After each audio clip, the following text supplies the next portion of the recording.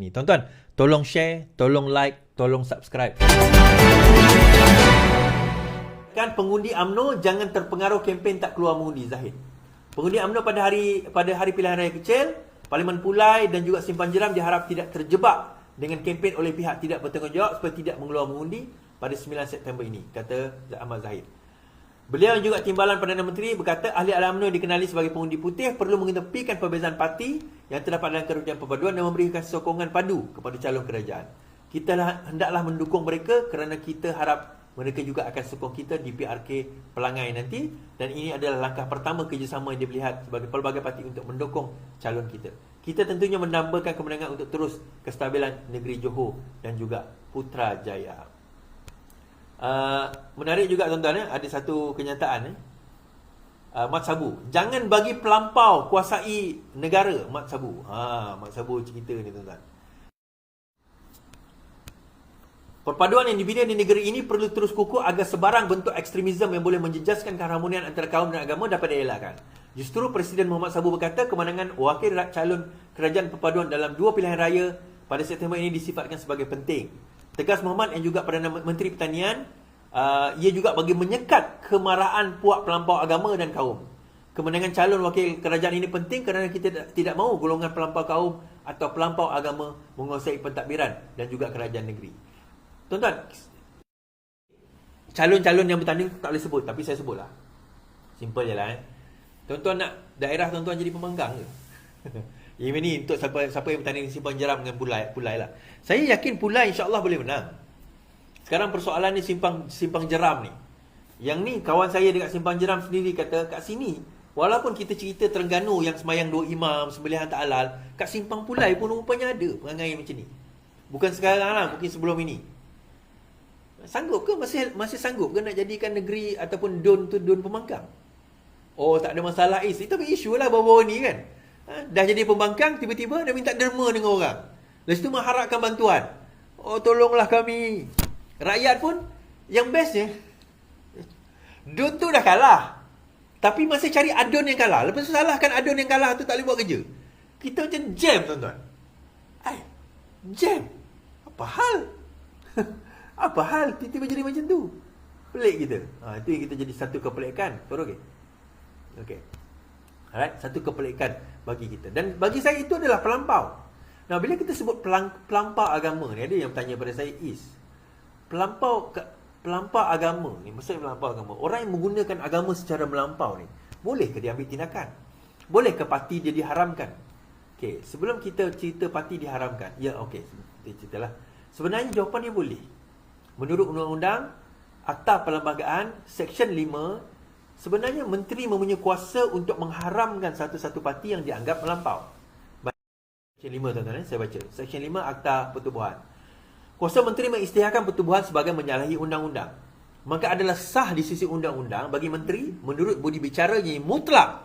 Perkataan di sini mutlak, dengan jalan perintah mengisytiharkan sebagai menyalahi undang-undang mana-mana pertubuhan, cawangan atau peringkat atau jenis pertubuhan yang pada pendapatnya atau sedang digunakan bagi maksud yang memudaratkan atau yang bertentangan dengan kepentingan keselamatan persekutuan. Perkataan dia bertentangan dengan keselamatan atau mana-mana tempat di dalamnya, ketenteraman awam atau akhlak. Ini perkataan yang digunakan atau akhlak.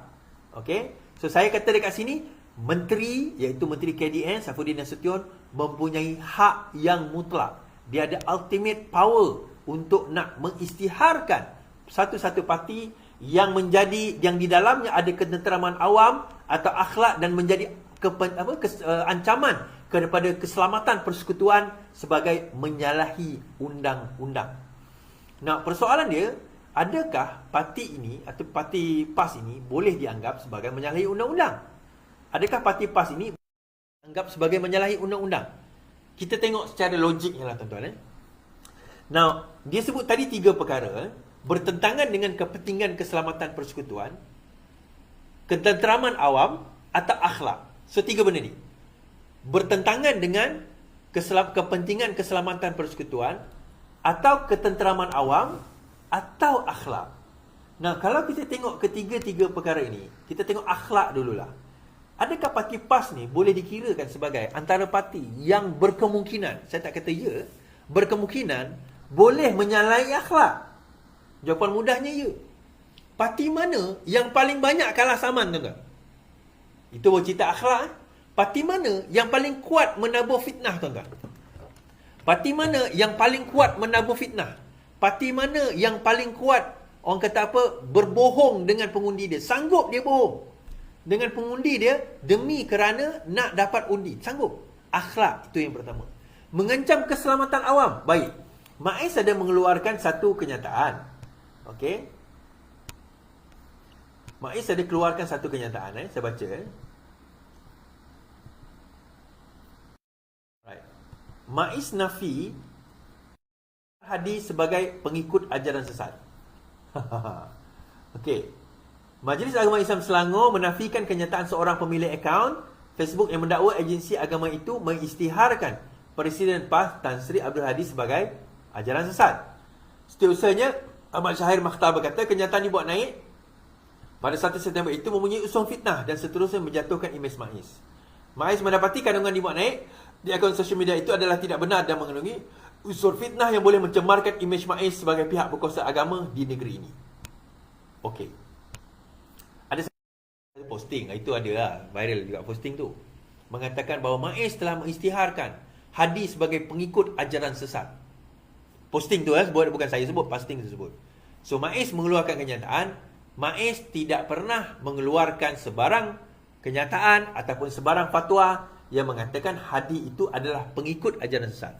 Now, bukanlah bermakna dekat situ bermakna Hadi itu bukan pengikut ajaran sesat. Tengok MAIS cakap. Tak, MAIS tak keluar kenyataan bahawa sah Hadi itu bukan pengikut ajaran sesat. Bukan. MAIS cuma menafikan ada mengeluarkan kenyataan. Tetapi MAIS tidak membuat kajian. Adakah Hadi itu pengikut ajaran sesat? Dia beza contoh Al-Arkam dulu kan. Abuya. Abuya dikatakan mengikut ajaran sesat. Dia ditangkap. Dan tangkap dia diletak di rumah pembetulan akhlak, pembetulan akidah. Kemudian dia disoal siasat oleh polis. Kemudian didapati memang dia pengikut ajaran sesat. So, soal siasat itu berlaku di dalam itu. Tapi dalam kes Hadi ni tak ada soal siasat pun. Cuma menafikan satu dakwaan daripada posting di dalam Facebook. MAIS menafikan. Okey, fine, tak apa.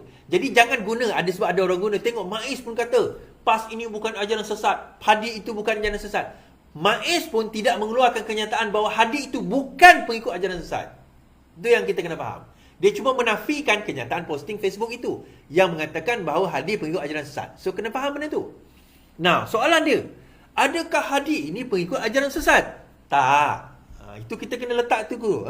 Kita outlinekan base dia dulu. Hadi bukan pengikut ajaran sesat. Maksudnya Hadi ni bukanlah membawa ajaran sesat. Itu kita kena faham. Hadi ni bukan membawa ajaran. Ajaran dia ajaran Islam. Secara apa yang dia ajarkan itu ajaran Islam. Cuma interpretasi dia terhadap Islam dan politik dengan apa yang dibawakan itu membawa kepada polemik kesesatan. Satu pandangan yang sebenarnya bukan sesat, silap. Satu pandangan yang tidak benar tentang Islam dan politik yang sebenar. Yang ini saya akan buat video lain berkenaan dengan Islam dan politik yang sebenar. Tetapi Islam dan politik gaya Hadi Awang, gaya PAS pada masa kini adalah Islam politik yang cacat dan rencat. Kerana itu bukanlah pandangan Islam politik yang sebenar. Mengkafirkan orang lain yang tidak sepahaman dengan parti politik dia, menyesatkan orang lain, meletakkan ke dalam neraka, meletakkan ahli dia dalam syurga, semata-mata kerana mengikut PAS umpamanya, bukanlah datang daripada ajaran Islam. Itu datang daripada ajaran PAS. Dia nak percaya itu terpulang kepada dia lah. Tetapi Islam tak pernah ajar perkara tersebut. Islam tak pernah ajar akhlak yang buruk kepada pengikut-pengikut dia. Seperti menghina orang lain. Seperti merendah-rendahkan orang lain. Pernah dalam satu hadis Rasulullah SAW, apabila ada seorang sahabat menghina sahabat yang lain, dia kata, celakalah. Hadis ni kata, celakalah kamu yang mengejek orang lain. Ini hadis Rasulullah SAW. Rasulullah melaknat orang yang mengejek orang lain. Tuan-tuan, teruskan ejekan itu, teruskan makian itu. Slow sangat korang buat kerja ni. Kerana apa? Saya tak boleh dapat gift, tapi saya boleh dapat pahala. Alhamdulillah. #VPN. Dan mereka inilah yang menjadi virus Perikatan Nasional. #VPN. Dan mereka inilah yang merosakkan negara. #VPN. Dan mereka inilah yang menutup negara sehingga aku terpaksa buat benda yang aku kena buat, yang aku tak boleh sebut kerana aku ada gag order juga. #VPN, tuan-tuan. Mereka inilah yang menyebabkan negara ini dikurung. Mereka inilah yang mengkafirkan.